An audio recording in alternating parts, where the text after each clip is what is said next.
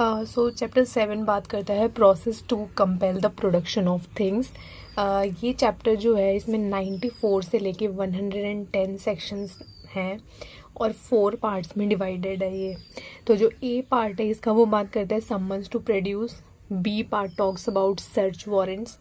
C part talks about general provisions and the D part is miscellaneous. तो आज सबसे पहले ए पार्ट देखते हैं, समन्स टू प्रोड्यूस। इसके अंदर 2 सेक्शंस हैं, 94 एंड 95। सेक्शन 94,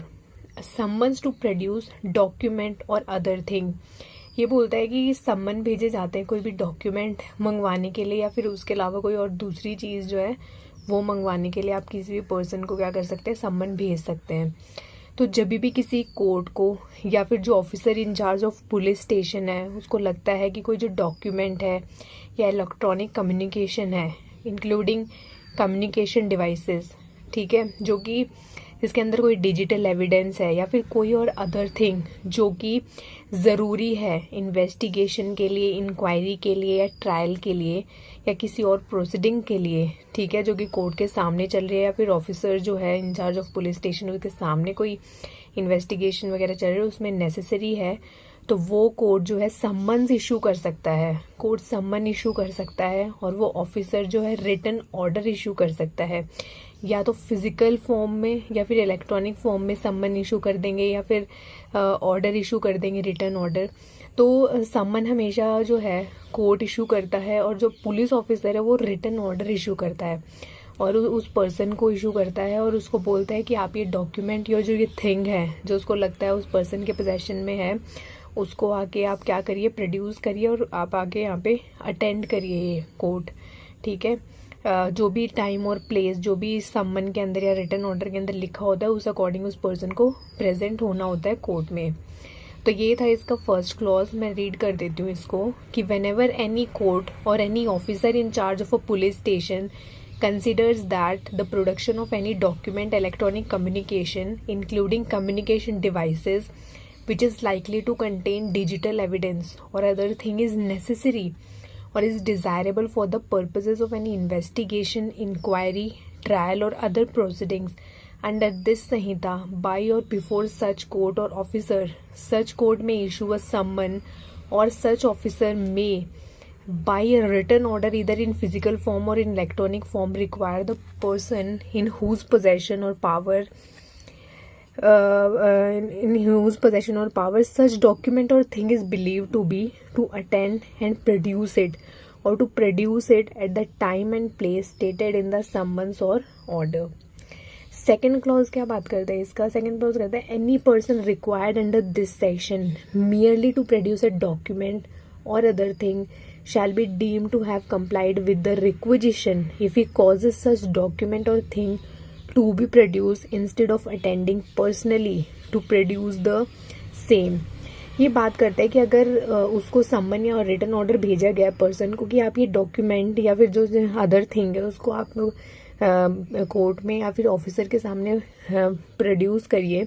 अगर वो उस डॉक्यूमेंट को और थिंग को प्रोड्यूस कर देता है बिना अपीयर हुए, पर्सनल अपीयरेंस की ज़रूरत नहीं है, अगर वो केवल वो डॉक्यूमेंट और जो थिंग है उसको किसी और के थ्रू या फिर जैसे भी कोर्ट को या फिर ऑफिसर को पहुंचा देता है तो उतना ही काफ़ी है। थर्ड ये कहता है कि nothing in this section shall be deemed. इस सेक्शन के अंदर जो भी बातें लिखी गई है वो किन किन लोगों पे अप्लाई नहीं होगी या किन किन चीज़ों पे उस चीज़ का कोई अफेक्ट नहीं होगा।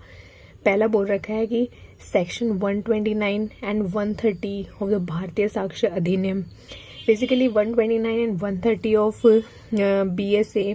बात करता है प्रिविलेज्ड कम्युनिकेशन, ठीक है। तो ये बता रखा है कि इस सेक्शन में जो भी बातें कही गई है वो प्रिविलेज्ड कम्युनिकेशंस पे अप्लाई नहीं होती। ये बैंकर्स बुक एविडेंस एक्ट पे भी इस सेक्शन का कोई इफेक्ट नहीं होगा।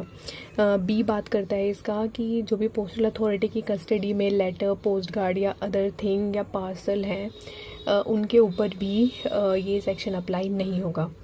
अब बात करते हैं सेक्शन 95 की, जो बोलता है प्रोसीजर एज टू लेटर्स।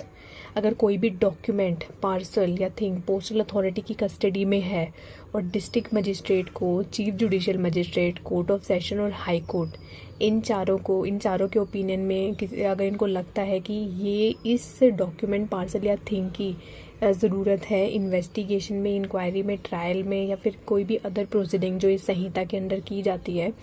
तो ये मजिस्ट्रेट या कोर्ट पोस्टल अथॉरिटी को डायरेक्शन देगा कि आप जो है ये डॉक्यूमेंट, पार्सल और थिंग आके हमें डिलीवर करिए। वहीं बी क्लॉज बात करता है कि कोई अदर मजिस्ट्रेट है, एनी अदर मजिस्ट्रेट है, ठीक है, चाहे वो एग्जीक्यूटिव हो या फिर जुडिशियल हो, ठीक है, या फिर कमिश्नर ऑफ पुलिस है या फिर डिस्ट्रिक्ट सुपरिटेंडेंट ऑफ पुलिस है, इनके ओपिनियन में इनको लगता है कि ये जो डॉक्यूमेंट, पार्सल ऑफ थिंग है ये नेसेसरी है,